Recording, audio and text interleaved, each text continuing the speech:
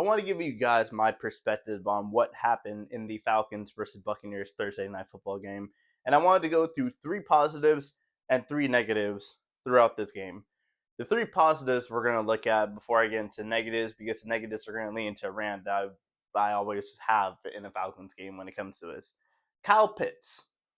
Kyle Pitts got 3 touchdowns, had 11 catches for 166 yards. What is it taking so long? Does it really take Drake London being out for Kyle Pitts to have a game like this? Kyle Pitts, even with Drake London in the game, should have at least 60 to 70 yards per game. Per game. At least 60, 70, minimum 40 when it comes to this.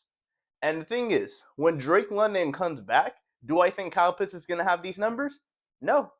I think Drake London is going to get a majority of the targets, and Drake London is going to be the one that put up his numbers. But Kyle Pitts had his best career game against the Buccaneers, and that is just something positive to be talked about. Another positive, Kirk Cousins.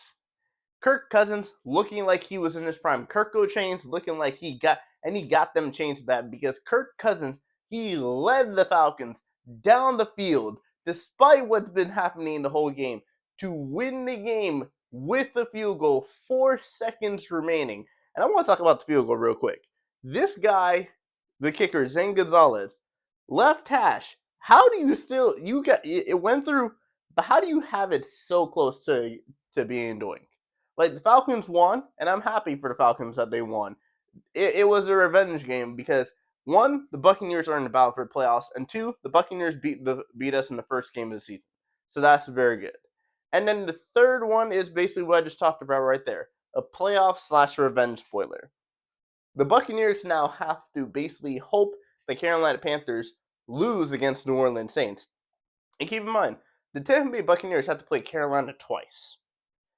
Carolina has to play New Orleans, division rival, Buccaneers twice, and then the Seattle Seahawks. That's going to be really tough. But with the Falcons beating the Tampa Bay Buccaneers today, it gives them a likely shot to make the playoffs. And whoever wins this division will go into the playoffs. Whoever doesn't win this division will be outside the playoffs. So right now, as the Falcons just beat the Buccaneers on Thursday, the Carolina Panthers have the advantage. Now, let me go into 3 negatives before I get on into what I want to talk about, basically. The 3 negatives. The first one I want to talk about is number 24 for the Atlanta Falcons on the defense, A.J. Terrell. A.J. Terrell got cooked.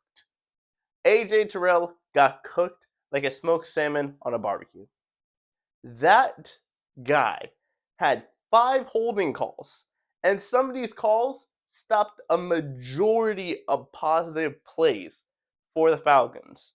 And AJ Terrell was having a very decent season, but considering the fact that we just paid AJ Terrell and he's been kind of hot or cold this whole season, but this game was probably his worst game of the season, and it shows. And with those 5 holding calls, we lead into the 19 penalties in the game by the Falcons. 19 penalties. That is the most in team history. How does this Falcons team win this game, setting a record for the most penalties in team history in a game? And keep in mind, we were only 7 penalties away from the record set by one team, which was the Raiders. 7 penalties away. Yeah, I really just don't know how the Falcons won this game, to be honest, in general, because these 19 penalties were just, that was the biggest talking point in the game. Every time the Falcons get a positive play, I see a flag. I'm like, all right, who is it? And now I see AJ Terrell get a holding call. I'm like, what the fuck? I see AJ Terrell again. I'm like, what's going on here? And I see Bijan get a 20-yard rush and it gets called back for holding. I'm just like, this team has to be coach mentality. The team has to be coached better in order for things like this to not happen. Because I want to say this right now. The one thing that saved the Falcons through this thing, and the one thing I'm going to finish talking about, is going for 2 almost costing us. When we were down, we ended up getting a touchdown. We could have got the field goal to tie it up, and we decided to go for 2. Sorry, no, we had the chance to go for the field goal, which would have made a 1-score game, but we decided to go for 2, didn't get it, which left us, like in a position to be like, like have to like score 2 touchdowns to basically win the game. And then thankfully, the Tampa Bay Buccaneers fumbling the ball, and then that Kirk Cousins fumble where Kirk Cousins fumbled the ball and then fell on it, and the referees, I've never heard this rule in my life. The referee said, considering the fact that Kirk Cousins was the one with the ball first, the Falcons get the ball. Because you imagine if that fumble that they forced Kirk Cousins to have, if that went the other way, the game's over. The Falcons are losing. So in that general sense, it just doesn't make any sense that the Falcons really won this game. It is literally down to the fumbles that saved us when it came to this game. So yeah, I'm just gonna say simple straight away. The Falcons really got lucky in the end, but Kirko changed, and this Falcons team was able to persevere, come through the bat despite having 19 penalties, despite AJ Terrell having his worst game of the season, despite Cal Pitts having his best game of the season. And I want to give one shining light as well. James Pierce, our first round draft pick this year, 2 sacks in this game. Our rookie pass rushers are doing so well this season, and I want to get into this. This is the reason why the Falcons should have been drafting defense this whole time. You look at that, the 1 year we invested in pass rushers and we are getting after the quarterback. What was our problem for the past couple seasons? We couldn't get after the quarterback. But this year, we're getting to the quarterback and it's making a difference. It's just the fact that this team is not coached right too well enough to be able to win these games. The Falcons' record is what, 5-7 now? This record doesn't show how good this team possibly can be because it's just not coached right.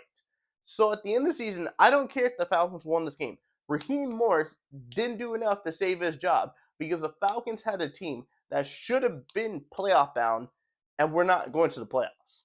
Yes, we played spoiler for the Tampa Bay Buccaneers, and yes, we've technically gotten the only team that's really swept us surprisingly is the Carolina Panthers. The Carolina Panthers beat us twice. We got to play the Saints one more time, and if anything, we'll probably split the games with the Saints. But in this whole season, season is a very much disappointment for the Falcons, and I literally can't stand that when it came to this. And watching this game legitimately made me frustrated to be a Falcons fan. Seeing the amount of penalties that we were giving, Kyle Pitts getting yards, getting receptions. We had Darnell Mooney getting some reception. We had Sills the fifth, who I want to say had some crucial drops that could have cost us a game, but ultimately he had some catches that ended up helping us win the game. So overall, it was a mixed bag for the Falcons. And if I had to give you my final opinion on the Falcons beating the Buccaneers 29-28, it just needs to stop with the penalties.